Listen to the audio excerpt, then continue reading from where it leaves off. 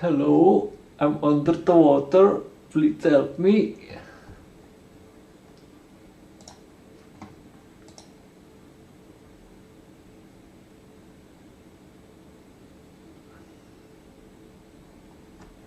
Testing. Okay, it works.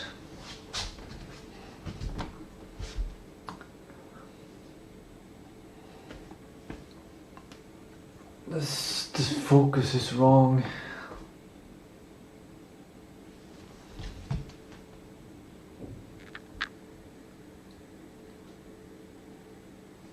Okay, well, this is the second stream of my AI orchestra design system. It's a theoretical approach right now. I don't know if this is a good way to do it or not, but it's one way to do it, and I need one way to do it in order to create my game.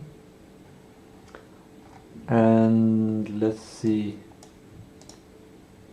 Yeah. So the idea with this system is a self-improving, root goal oriented AI orchestra, and it's something that I continually work on and improve. And when I was first streaming, I realized when I work on this, why not do it publicly online? I see the last stream got 4 views. I don't know what they saw or what they did or anything, so I don't know if this is going to be of any use. But what I do is, regardless if someone watches or not, is that this whole stream, when I work on this, since I'm streaming through YouTube, there's a YouTube link, and then I can just give that link to my AI and say, please update the system, here's the video that I did, and it gets the transcription of the whole video. So it's a AI workflow as well, and free transcription, which is nice. And it also is kind of a logbook of what I've been doing. Okay, let me give me a second. And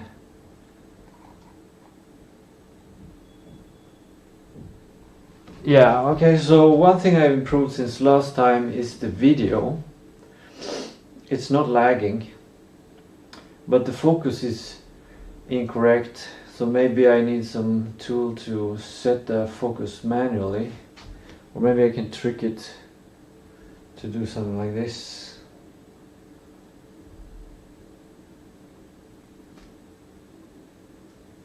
Maybe it's the compression of the video. Anyway, another thing that I've upgraded, I got this. I remember I had this eraser, and from the last stream I have this pink magnet that tells me the current focus, so I don't need to focus to it, don't need to remember everything. And I also made this little shelf DIY where I have my new system. Look at this. It's thick. I didn't write this, but I did design it. So it's both my requirement, Tistu's requirements for the workflow system, and then it's the actual system. And I might get into going through these, or maybe not. I'm quite dazed today. I've been jogging and took a long hot shower, and I'm fasting a little bit. But first of all, I have some things on the computer, and I'm thinking of adding that to the stream. so you can see also what I'm doing on computer.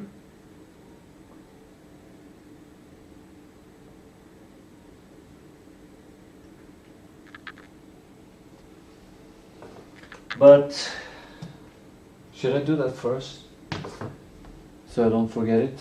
Or maybe computer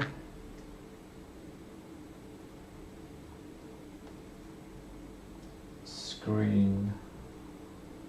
That's where my focus is right now. And I want to look at my photos. And I was thinking potentially I can feed in this idea to ChatGPT to get feedback. But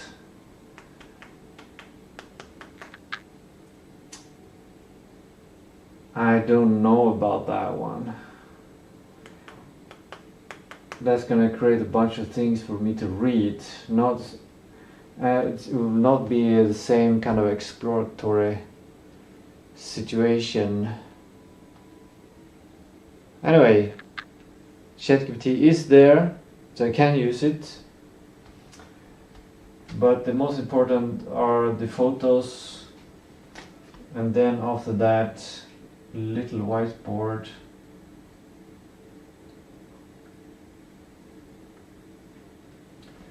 Because I've come up with some more requirements on the system, potential requirements.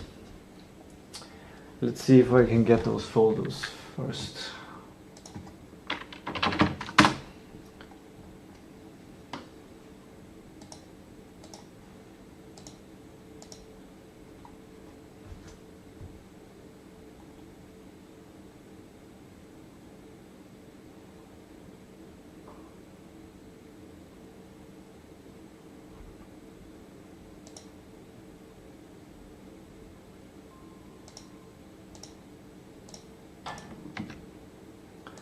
I've downloaded them.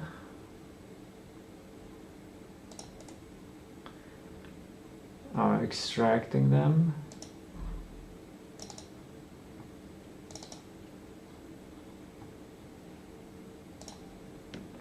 And now I'm just gonna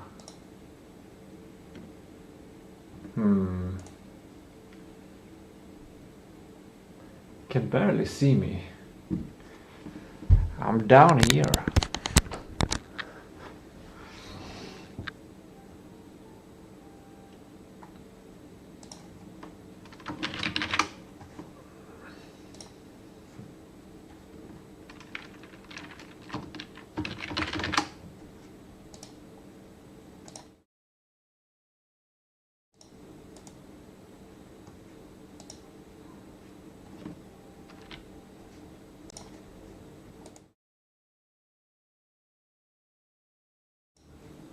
Sorry for going back and forth a lot, but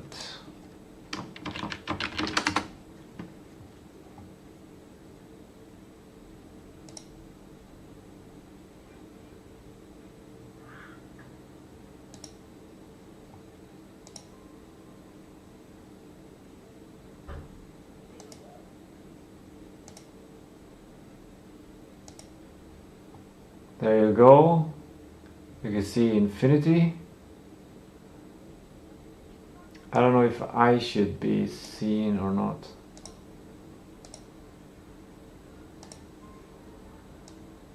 I probably should be, but just a little bit.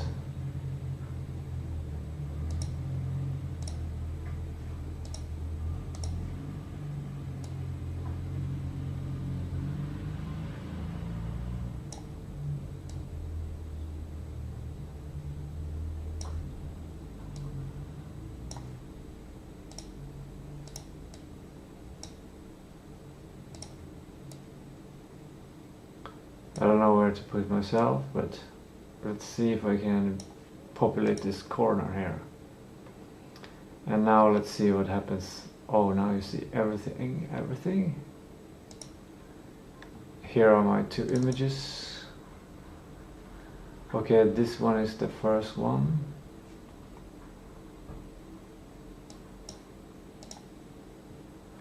I'm guessing you see this right now. Yeah. Okay. Crap. How do I see? I can't see myself. So I gotta aim the camera first.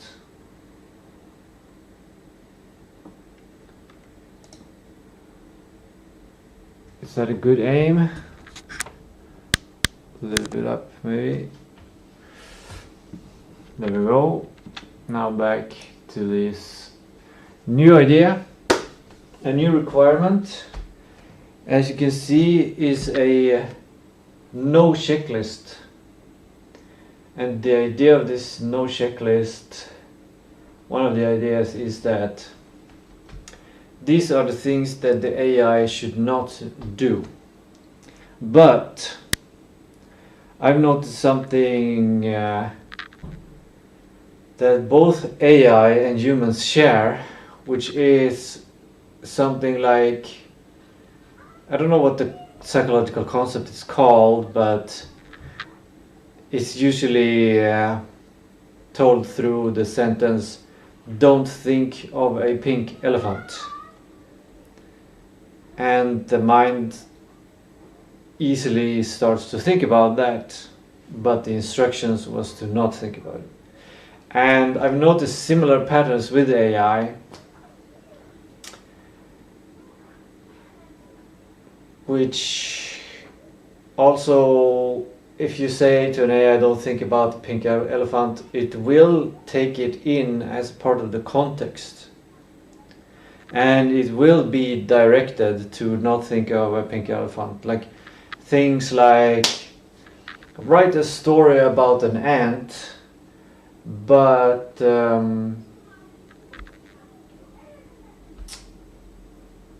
don't make it realistic. Make it fictional. That the "don't make it realistic" part is a useful directive to the AI, but it might be unnecessary. It might be necessary, it might be unnecessary. This no checklist, as I said before, everything here is theoretical. I haven't tested it.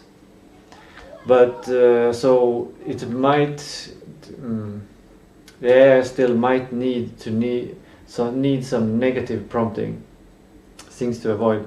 But the idea with the no checklist is that it contains all of the things that is not permitted, that should be avoided, both for a human and for an AI.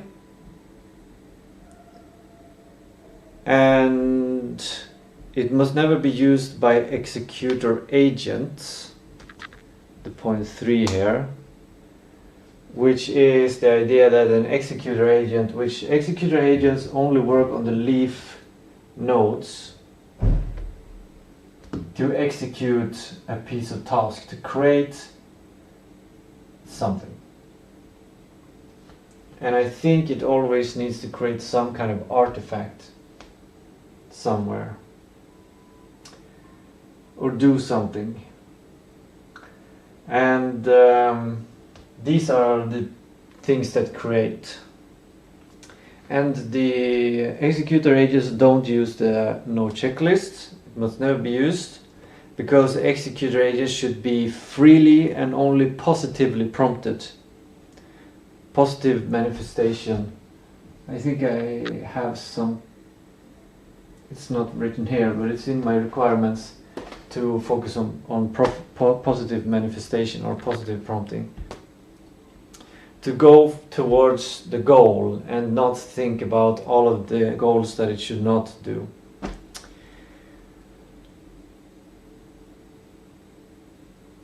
The no checklist is only used by QA. So after something is created, the no checklist is used to see if this thing has broken any rules in the no checklist. Because in many times I think you have a more wide space of creating something Let me see if I can draw it. Now I kind of wish I had more space on my whiteboard. But luckily, I'm a real whiteboard guy, so I have several whiteboards for several purposes.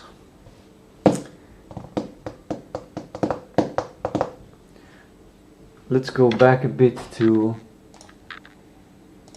the webcam here to explain a bit. So we have the QA agent, which uses the no checklist.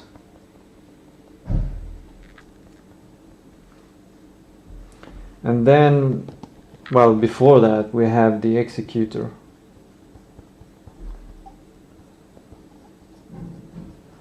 Which doesn't use the no checklist.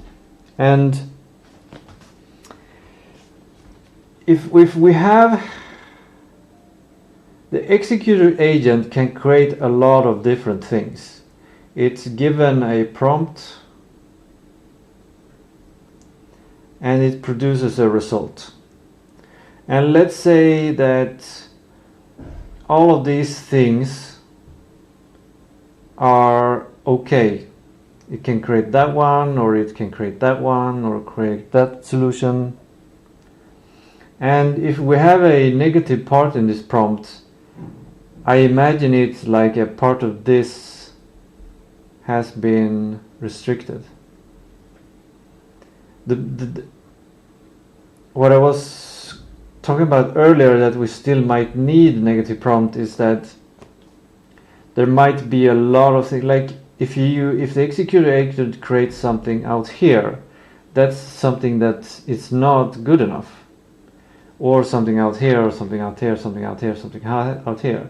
If we have a negative prompt, we might be able to disable large chunks of areas. Like every part of this could be a negative prompt saying, don't make a, like let's say the prompt is make an animal, and the negative prompt is don't make a giraffe, don't make an elephant, don't make a bird, don't make a snake. This all kind of makes it easier for the agent to produce something inside here. But one thing, these negative things, first of all, it can be infinite, because there are always more things that are not than are the thing. Like, you know, everything is either a potato or not a potato. It's true. Like, this is not a potato, this is not a potato, I'm not a potato. And then we have a potato, which is a potato. So a potato is just one thing, and everything else is not a potato. So the same thing goes here. This potential negative list could be forever. So we want to make it as small as possible. And the smallest possible is just to remove it, to not have it at all, basically. And that frees up tokens. And it is a positive way of framing things, not in a psychological thing, not positive in a psychological thing, but as opposed to negative, or I don't know what word to use. But the idea is that if we don't have these negative parts of the prompts, we will save tokens. That's one of the big things of this huge system, to save tokens or save thinking. It seems like this whiteboard pen is nearing its end of its end of life. So anyway, these are the things that are accepted by the executor agent, no, by the system. And if we just make a positive prompt and it continually creates things inside here in different versions, then we're fine. Then the system works. If it works, don't change it. So, and it's also a general thing to be good to delete requirements. because that is an intelligence utilization technique or something. Elon Musk has it in his 5 like methods to iterate and improve things, that you want to remove requirements, because as a human I can say like I need an animal and I don't want it to be a giraffe, but maybe we have something here which is, oh, you can see, maybe we have something there which is a giraffe, but it's still approved. And I didn't think of this because I wasn't smart enough in this case. And I made this requirement which is incorrect. So when we can delete a requirement, that opens up space. And one last thing about this is that sometimes it might be very devastating to have some negative requirement. Like I can imagine, maybe my human brain imagines like this is only the things that are accepted, but this larger circle is actually what is acceptable. I just haven't thought of them. I can't even think of them. It's hard to give an example, but let's say what I really want is an animal that is vegetarian. But I think that giraffes are not vegetarian, and I think that some other animal like hippo, I think they're not vegetarian, or I think some birds are not vegetarian or something like that. And then I say a bunch of negative prompts to remove all of these. Then the executor agent will only produce results in this space, which is what I think is good. And I would try to limit it even more to make sure that the agent only produces result in this little idea of I think is good. But if we remove requirements as much as possible, then we utilize the AI much better. The pen suddenly started working very well. Actually, I should open the YouTube because I'm not seeing the chat right now. Okay, there. Nobody has said anything. Okay, fine. Actually, maybe I should share the stream. Okay, let's put it on my checklist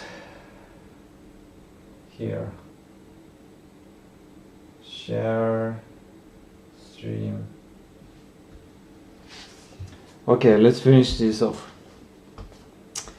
So that's why I don't like negative prompts.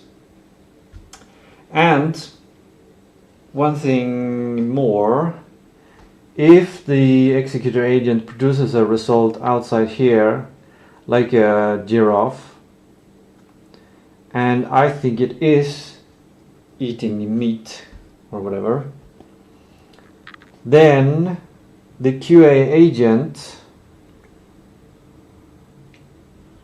will, I have to improve the node checklist, the principle here somehow. I don't know exactly how to do this, but in the QA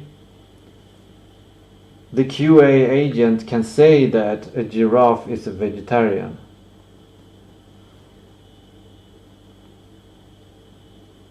And somehow I need to not just say no, it eats meat and it has to believe me.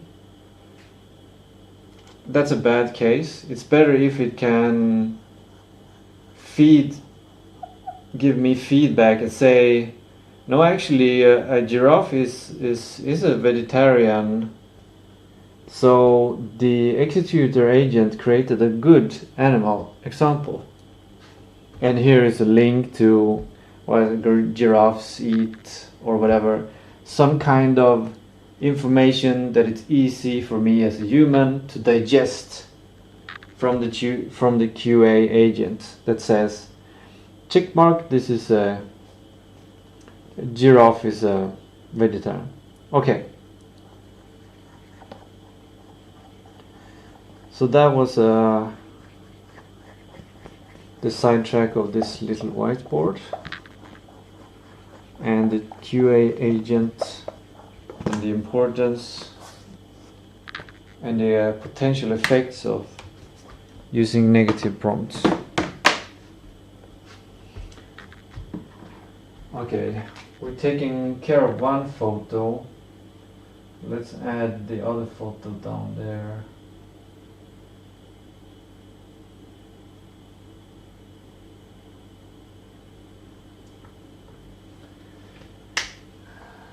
Let's share the stream. I don't know where to share it, but I'm gonna share it on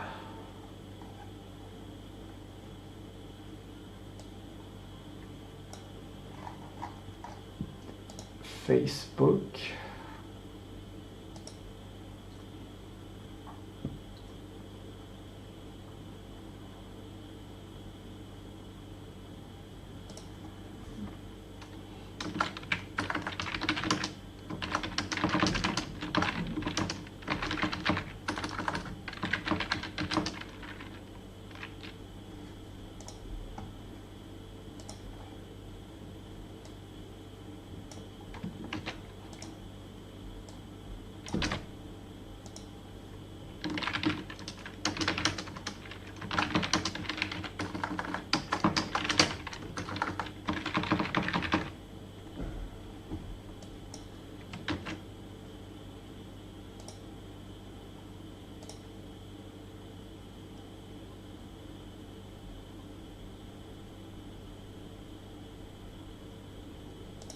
It's done, and I've shared it on Facebook. I'm gonna see if I can share it on X as well.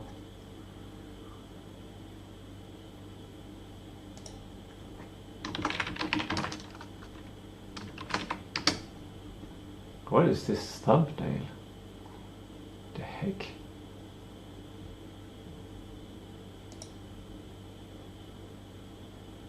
Oh.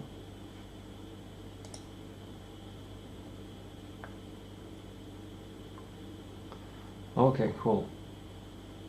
It's the correct thumbnail. Let's go back to the stream. Whoop! I've shared the stream. Let's clean up this a bit. Computer screen is done. Photo number 2.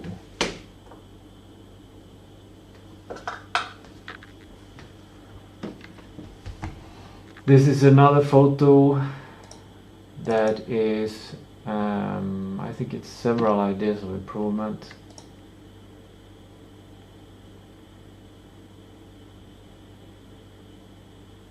Oh wait, I should actually finish off the last part of the no checklist photo.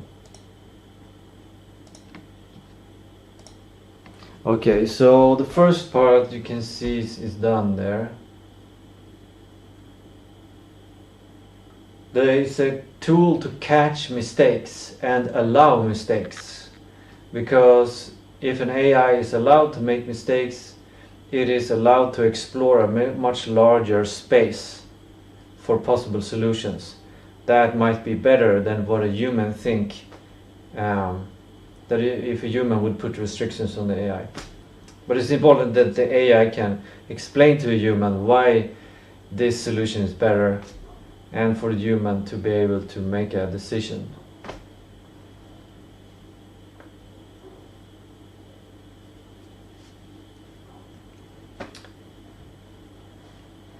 And the last part is that each goal, so each one of these can have their own node checklist. And that is in a case, it's an optimization situation, because if there's just like a couple of things on the node checklist, like don't have any giraffes in the game, then I can just have that as the root goal, and every other, the QA agent can just reuse the same one.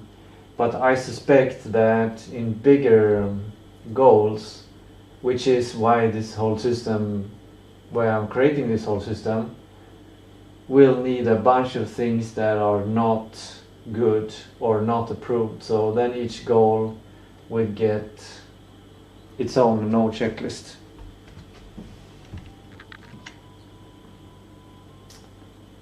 Is there a way for me to actually, if I pick a window instead?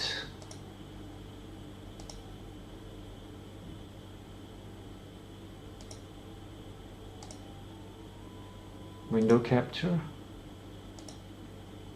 And here I pick the other image.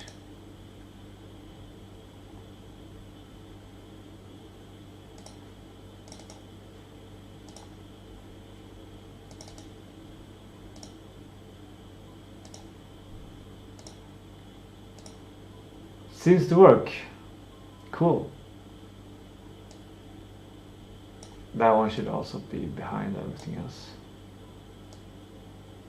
But it should be clearly visible where it's showing. Okay, so there we go. Perfect. Now I can see the chat as well. Okay. Photo number 2. Can I make the game on only local inference?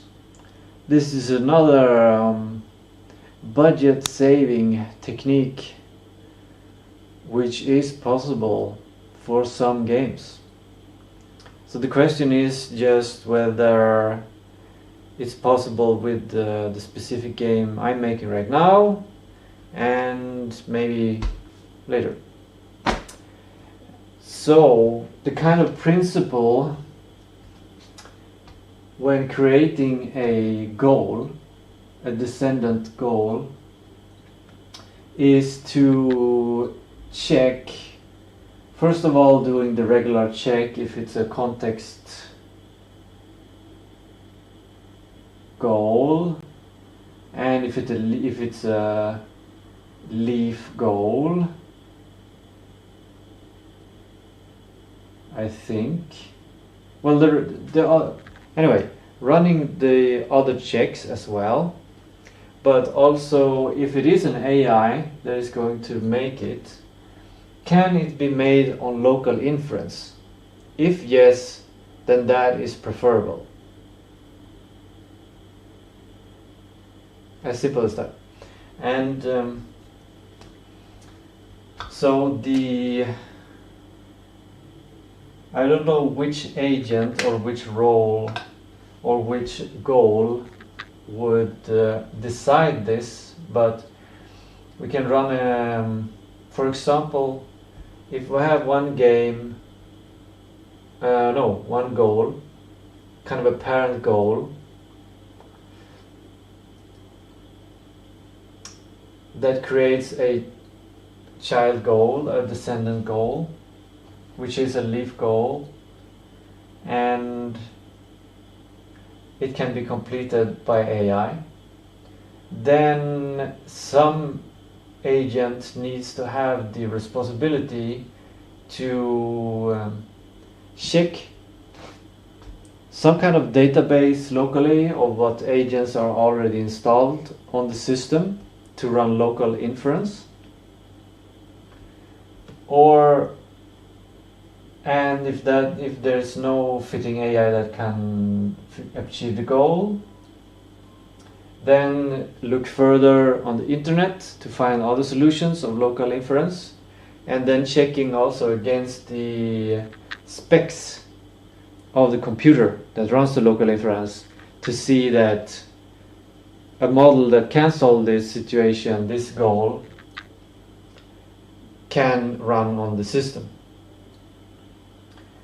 If it can, then that should be preferred, but it should also be checked with a human before it does, because installing an AI might be troublesome. It is less troublesome because every goal, every descendant goal that is created should have a limitation on what files and what tools it can call, what files it can read and write, what tools it can call and use. And the empty blank slate is basically no writes to no files to nothing, basically nothing. It can't do anything except reading the prompt, or as I call it, the variables and the blueprint, or you could call it the variables and the skill. A blueprint is like a skill, but I think it will be slightly different, so that's why I'm calling it the blueprint.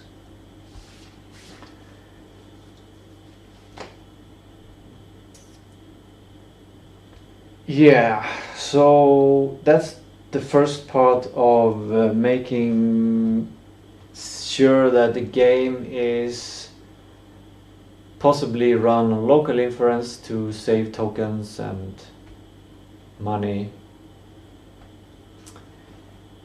The other part of that is experimentation and evolving, because technically, if the system is good enough, it can create its own models to solve things and create its own programs to solve things. So under a context task, let's say, that can be completed by an AI, it actually might be a computer task, or program task, or algorithm task, a general software task, which doesn't rely on inference or training, and instead relies on either just using a local tool. Like a descendant leaf goal might be, in a very simple case, to just do like a multiplication of two numbers. Hopefully the goals will not be that small, because then it will be so many goals, too many. But to keep it simple, that can be an example. And in that scenario, we should not run an LLM to just multiply two numbers. Then we should just have basically a bash line or something. But as I see it, if there's there's kind of a dimension or a scale or a spectrum, where on one side a task is very simple to automate, like adding two numbers, and then closer to the other, going along this dimension or spectrum towards the other end, you encounter that you can use some kind of software, maybe a calculation software to make spreadsheets, or maybe you can use a 3D modeling program to make some 3D model, or you can use this program to do this, or like the software complexity increases, the complexity of the task increases, and at some point it makes sense to run this task through an LLM instead of a designed program. And that kind of border is, I think, nobody knows where that border is. It might be impossible to define that border, because if you look at what task needs to be run through a automated software program as opposed to running through an LLM, is that we don't know how to automate this task. That's when we need an LLM. it's still something that can be done, can be kind of automated, but I've lost it. I had this before, earlier today. I had it in my mind, but it's like we don't know if a task can be automated in a software program, and we don't know when a task should be automated into a software program, because we can put a big chunk between AI and software programs on this spectrum here, which is iterative development of software. Because it's usually the case that when you want to create a new piece of software, you have a bunch of requirements, you have a bunch of goals that you want this software to achieve, and then you make that program and then you test it, and then you realize, oh, I didn't think of this, I didn't think of that, I didn't think of this, we need to change the program. And that's why the whole agile principles developed to iterate on software, to change the software. It's software, it's soft, it can be changed. So that's one solution to a problem. It becomes a little bit complex now, because right now we use AI to create software and that saves time. But anyway, let's continue on this scale. Then we come to the LLMs and the AIs that are smaller, that fit on a local computer, maybe some fit on a laptop even. It can be something like maybe a translation task, translating a document to another document, to another language, or interpreting image information, like reading a receipt and creating a text document or a JSON.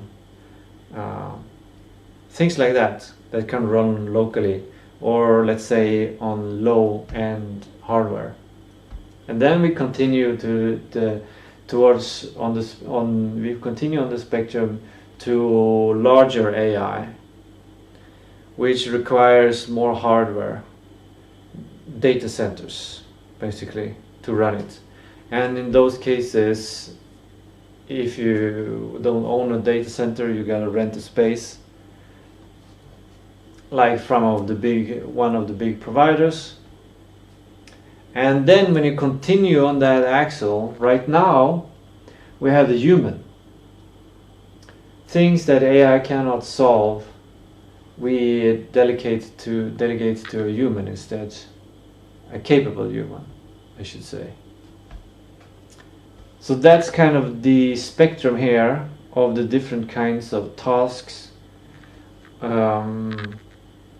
I don't know what we should call these kind of different categories on this spectrum, but let's say we have software, we have iterative software, we have local LLMs, not LLMs necessarily, but local inference AI, and we have rented big data center AI, let's call it data center AI, and then we have human. So looking back at the system that I created,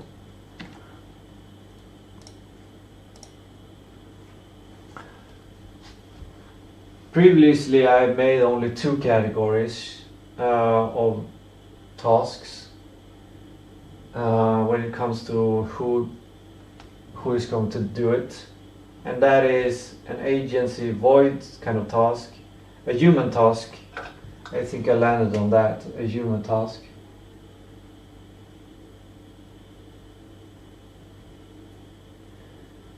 And a context task.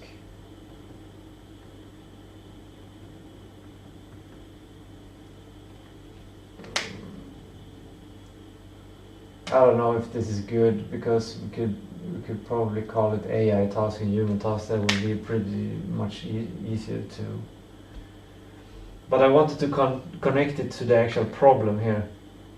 of context overflow, which I talked about in the last stream.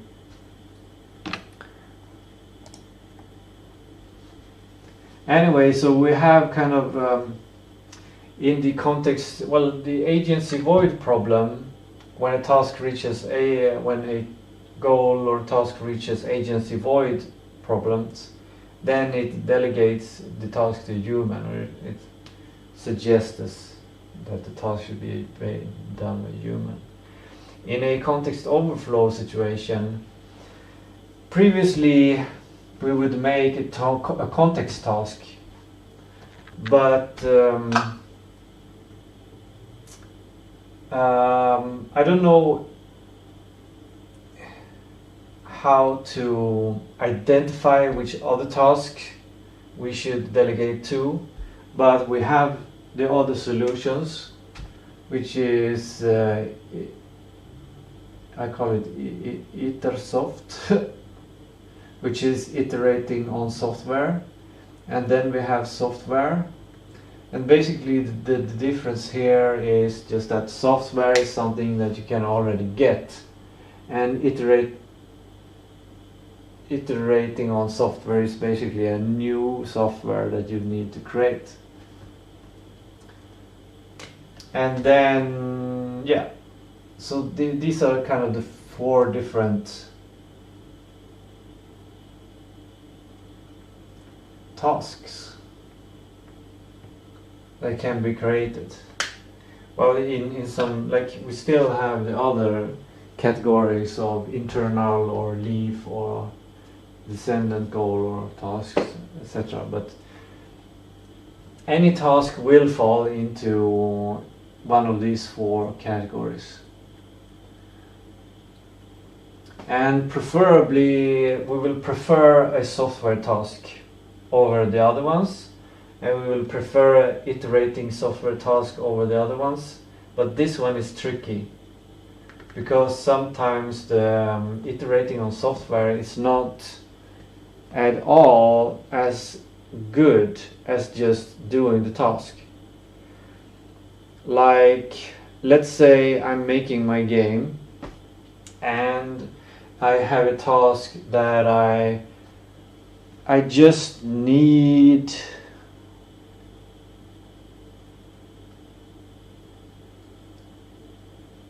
a name for the game. Let's say that I need a name for the game. We cannot do that with a software task. It has to be, well, I guess it can be combined with a software task to generate a bunch of suggestions, and combined with a human task, like it can be split, a goal branching of the leaf node into that. But one solution is to do an iterative software task of it, to make some kind of program that generates a bunch of game name suggestions, and the human basically selects one of them. And here's a tricky thing, because I think, yeah, the tricky thing is to make the decision, basically. And I think the solution is simply to give a cost to each one of these. So if a goal can be solved by in several ways, either a human can do it, or a context task, or an iterative task, or a software task. Well, if it can be through any one of them, then software task should be preferred. But if it has to be at least an iterative software task, then there needs to be a cost associated with it. In cost of tokens, like actual cash, like some currency, what it can cost to develop this and then use it. Yeah, that's the complexity here, because it becomes two tasks. We have one task which is to create the iterative software, and then there needs to be a child goal, or it needs a sibling goal to actually use this iterative software to solve the situation and get an artifact, or like use it. And here's the tricky thing: the AI needs to either make a decision or make a suggestion.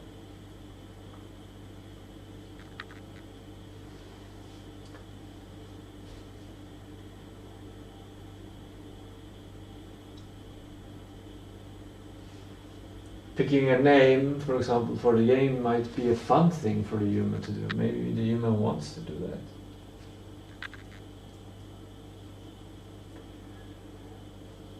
And maybe the cheapest way to do it is to make it a context task to find out the best name. And then have the human look at some suggestions from this context task. 3 suggestions for the game name, and then humans pick one or run the task again to generate some more suggestions. I think that would cost less tokens than to iterate on some kind of software to make a software that can make this. And in this case it's a very creative situation, which means that creating a software might be too restrictive. It might restrict too much. Yeah, this is tricky. But I think we're landing somewhere there regarding that. Okay, let's go back to the photo, because we had some more stuff there.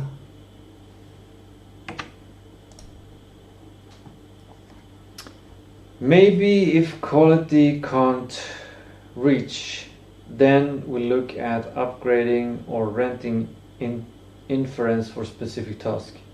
Right. The context task needs to be divided actually. We will divide it into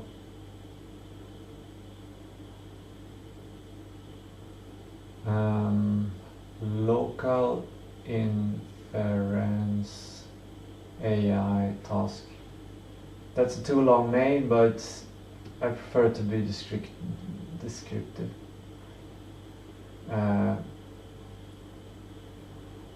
And the other one is data center inference AI task.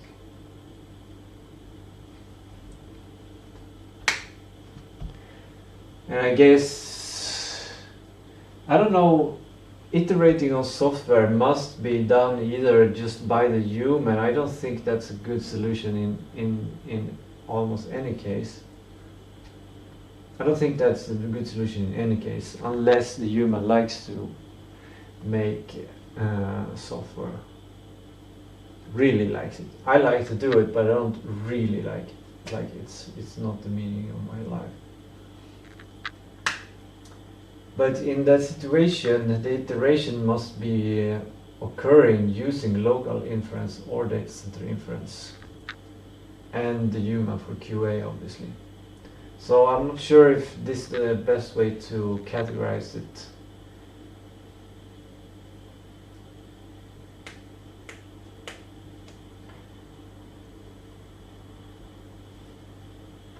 I think all of these 3 will be an AI task.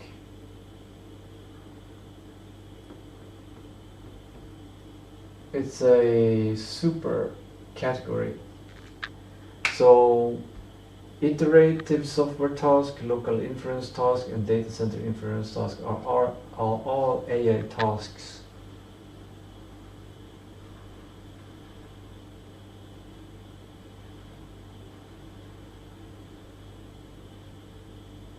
And there might be even, like we might put even we might make iterative software task into a dimension, so that local inference iterative software task, or a data center inference iterative software task, or local inference AI task, or data center inference AI task. I think it becomes 4 categories there. How do I write it best on the whiteboard?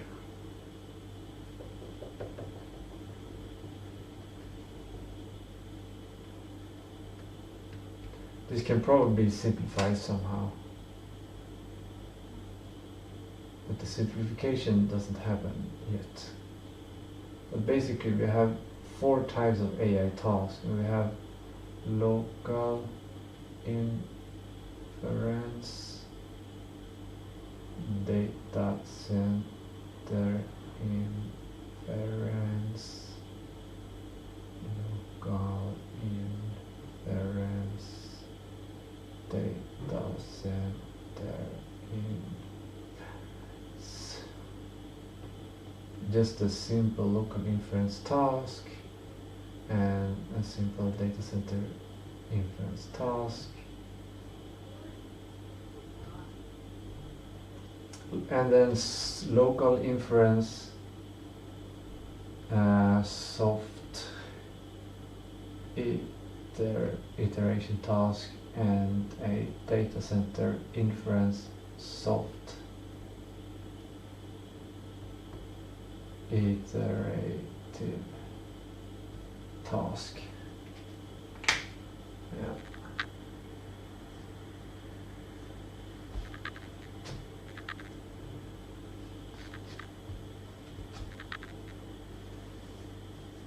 I'm thinking now maybe it should be divided in a different way.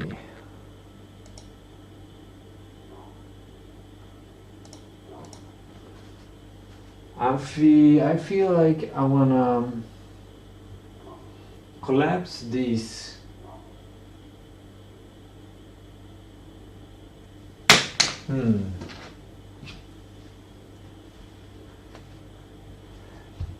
I'm thinking there's a possibility to remove the software iteration from this goal hierarchy, and instead have a kind of toolbox.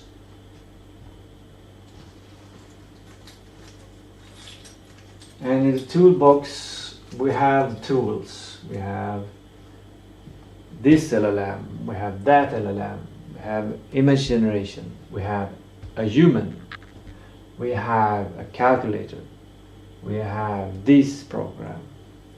And the toolbox is absolutely huge, because we have created, there are so much software in the world, and a lot of humans as well.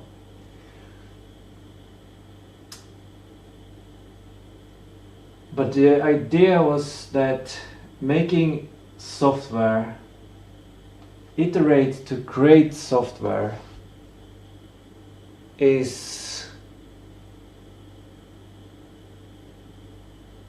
could be categorized as some other kind of solution. I don't know. I don't think so anymore, because I think about the spectrum I just talked about, where we have software on one end and we have human on the other end, and in the middle we have iterative software, and then we have AI local, we have AI data center, and we have soft. I already said software.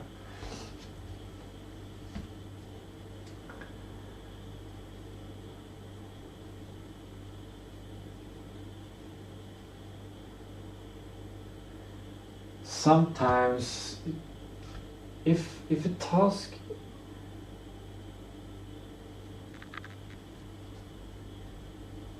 software is it's in the end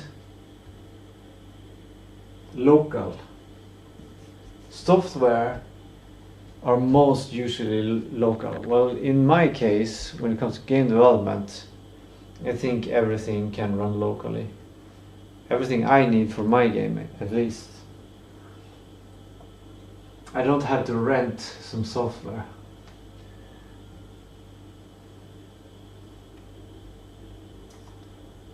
Well, I actually have to rent some software. Like Google Drive, that's not an AI, that's just a storage space for files. It's a software that is not local. So maybe there should be another category there.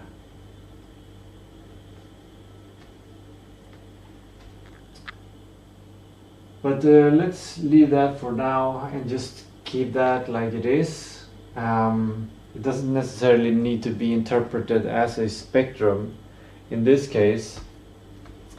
But if there already exists software that can solve a goal, then that software should be used, especially if it's open source and downloadable and can run locally. And only if there's an agency void, it becomes a human task.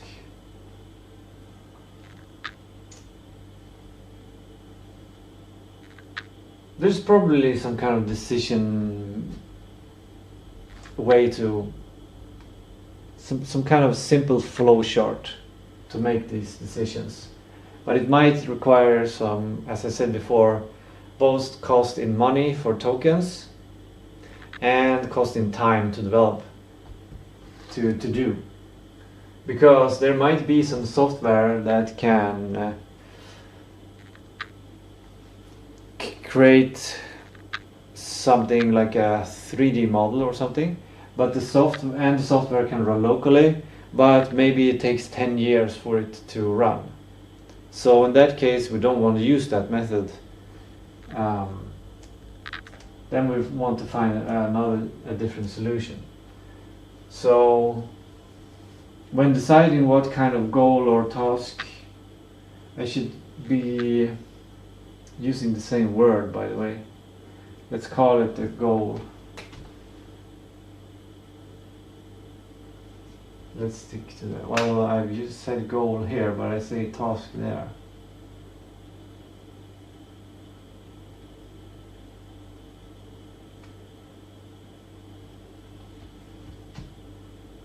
Let's change all the word. Remove task and just say goal.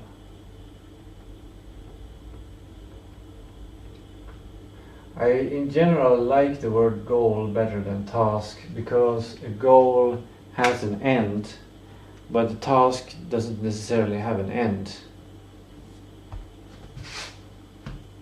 But a goal needs an end in order to be defined as a goal. But a task could be dig a hole, and you could start digging, and then you can dig forever, because it's not specified how big it is. But it's still a task. Digging a hole can be seen. Well, I think so. Anyway, goals.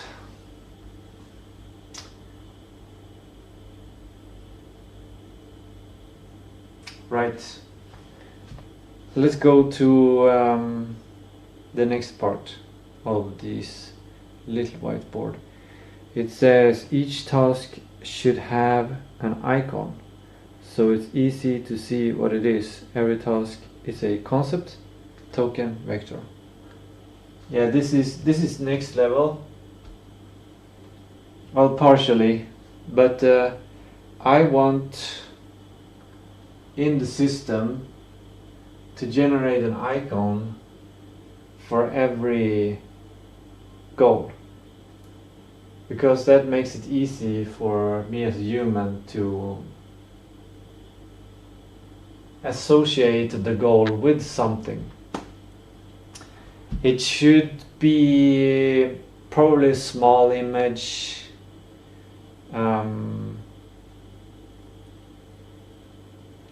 maybe it can be 256 times 256 pixels, and it should definitely run locally to generate this icon or image. Well, I think it can run locally, at least, to get something.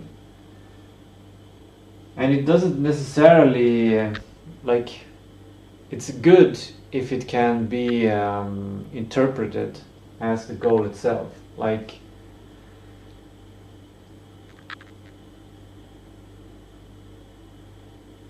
if the goal is to take a photo and make a cartoon image of the photo, then it makes sense if the icon is something like a camera or an image of an image or an image icon or something like that. But the idea is also that each goal becomes a concept in itself, just like a word. We have 3 words here: descendant and leaf and goal, and these are 3 words, and this goal itself is a concept. Like making a game is a concept. It's 3 words, but it can be considered one context. It's not considered one context when it comes to LLMs, I don't think. It will probably parse it as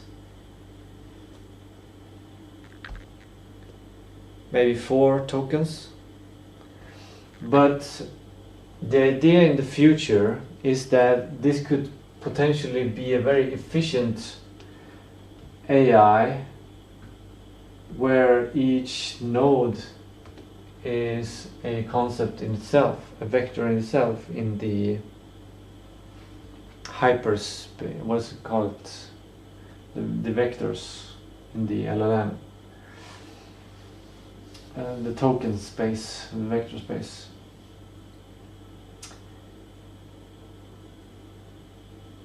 But that's next level, so we don't need to think about that right now. I haven't thought that through, basically. Good. Okay, that's photo number 2 done. Now let's move to the little whiteboard.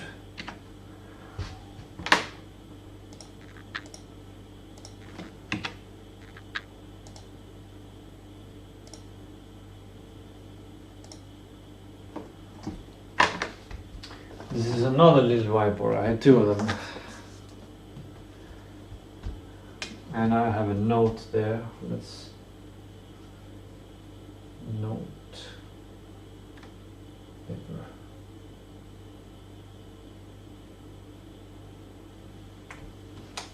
Let's put it there. Okay.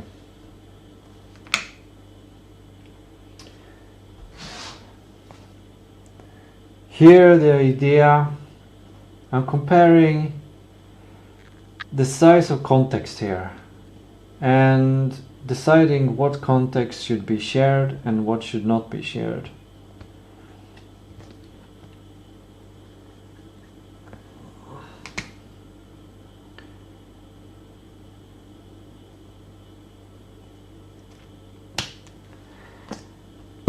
We will have some kind of main agent. In my requirements I've talked about the main agent, for example, and for it to run it needs a piece of context, but it cannot contain all of the context from everywhere. So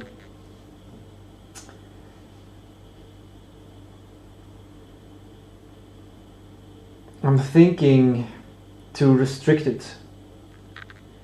Something like potentially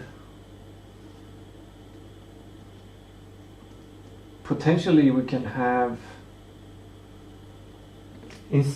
potentially instead of having a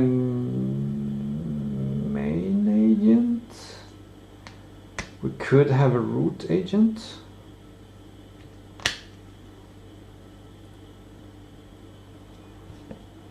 And the root agent only contains the information of the root goal and some necessary stuff, and the immediate children of the root goal. And then it would run and create agents for each of the descendant goals, its children goals. And these descendant goals would keep kind of a, well, they would have their own instruction. Let's call it spec. I'm stealing it from spec-driven development. So any descendant goal shares a spec with its parent, and it shares a spec with each of its children, if it has children. And this would be the way that they are communicating. It would be their shared context.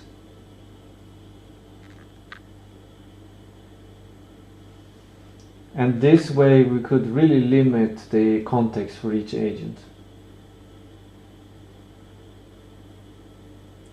The shared context would be communication, it might be common goals, which I think is a general way, like for humans, when we collaborate, we gotta have a common goal to collaborate. And here we're talking about agents collaborating. And maybe they just need a common goal, and that's the reason for collaboration. If they don't have a common goal, then they should probably not collaborate.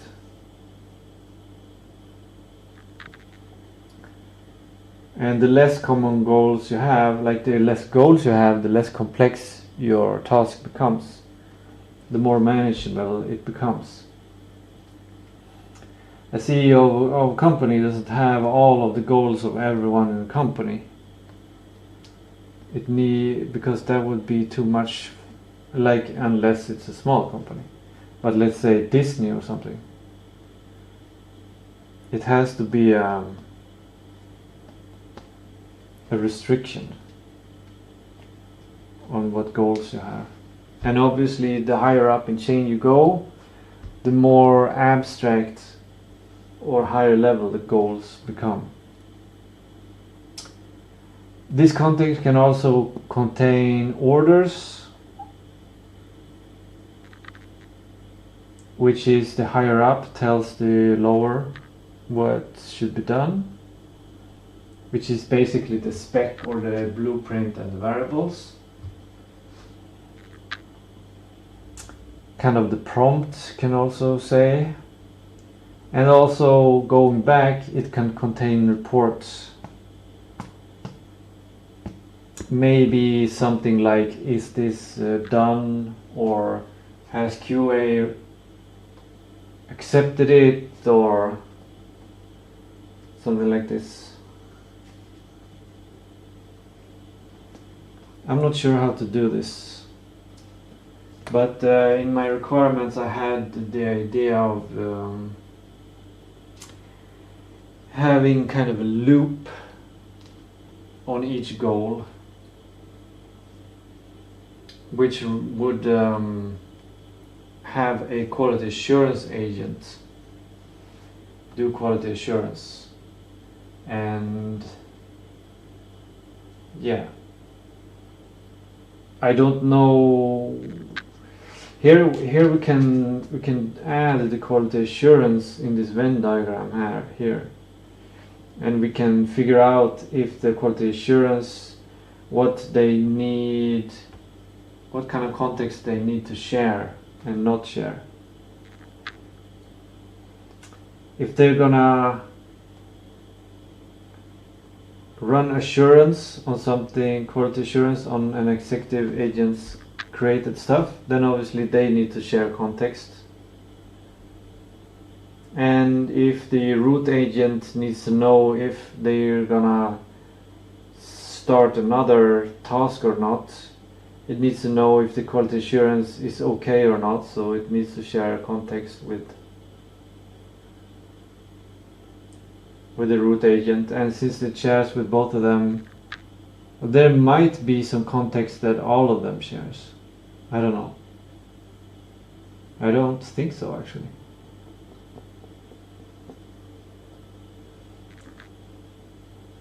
Preferably we should not share context because we want as small context as possible.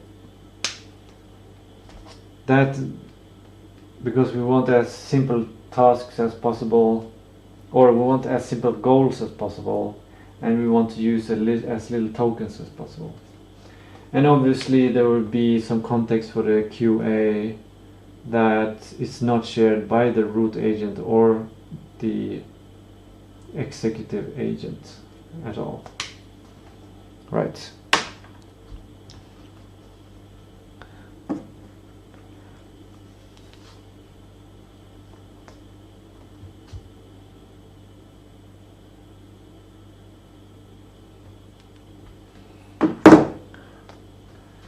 Cool.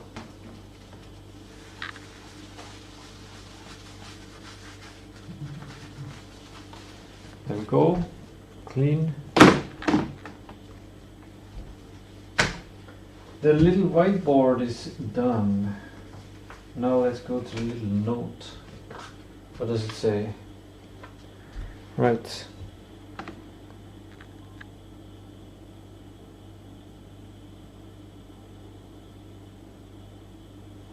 It says only obvious tasks or goals, leaf nodes. Every task is extremely easy to review, understand, and do. And this goes for leaf nodes. It's a requirement for a descendant goal to not have any children. It needs to be extremely simple and easy to do. Extremely simple, fast and simple to review, and easy. Oh, no, I ripped it up because it was basically done, but I didn't photograph it. Only obvious leaf nodes, let's call it that. Only obvious. A leaf node has 0 children.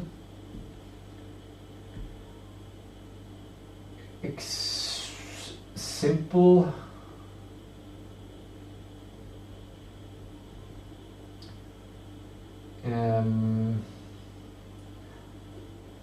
It should be easy to review, or I don't know what you should call it. Super simple. Obvious.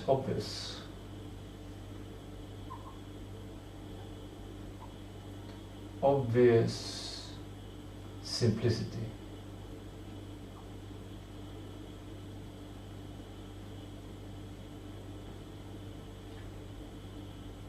Easy to understand.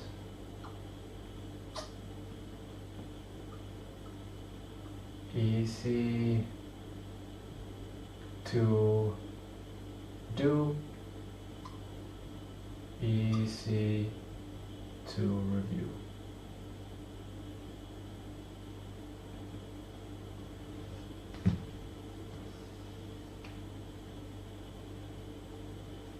I don't know exactly, the requirements here needs to be improved, but the idea is that the task is so incredibly simple that you can basically just send one telegram message to a human, and the human should be able to have enough information to review it, to say, yeah, this is good, or no, this is not good. And it is connected to this context overflow situation.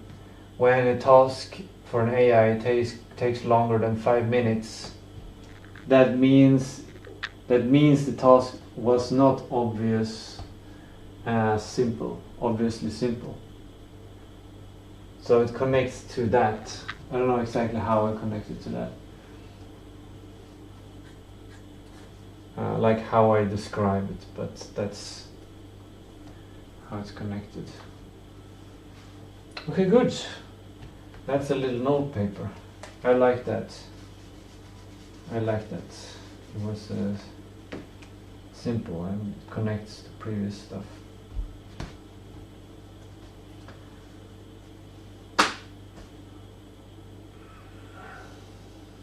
Okay.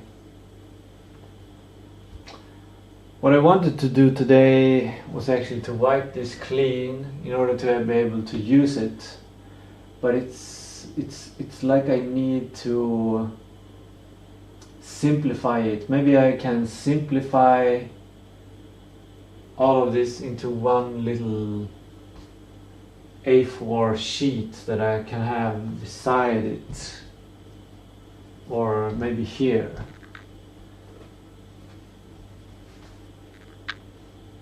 I think the simplest way to do it is to take a photo of it and then print it out.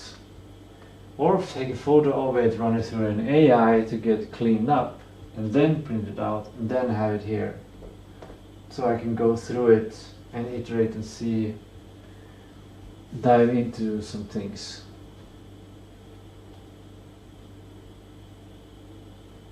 Because at the end of this series of streams, I don't know if I will continue or not. I don't have any viewers. Well, I don't know if I have any viewers actually, but I don't have any comments.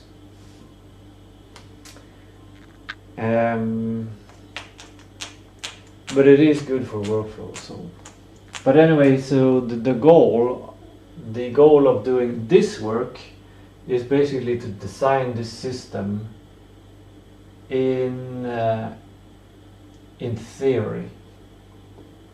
No, not only to actually implement it and use it, but first to simplify the theory and understanding it. Because it's a complex system, it's a very complex system, and it can probably be simplified in many ways, and I like to do optimization like that.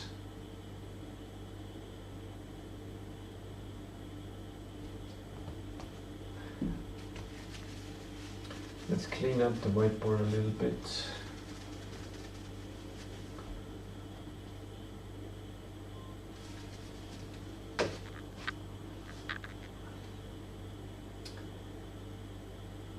Yeah.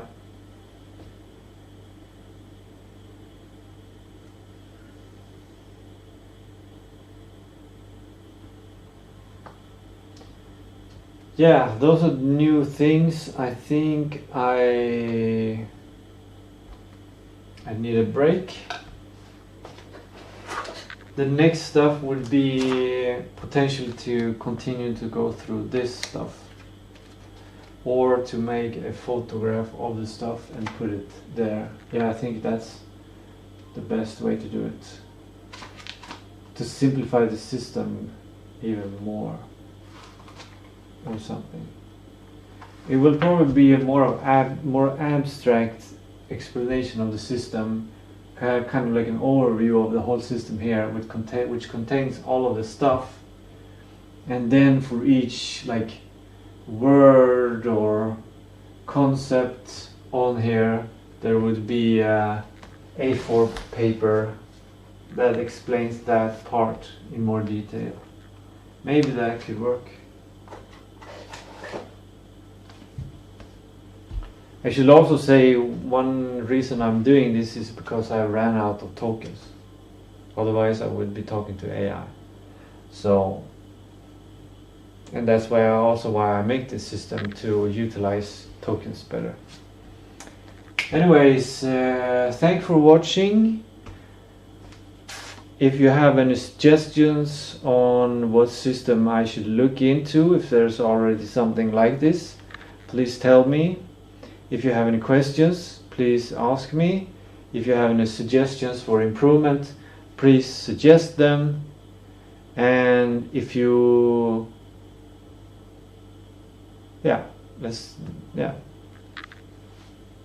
Bing.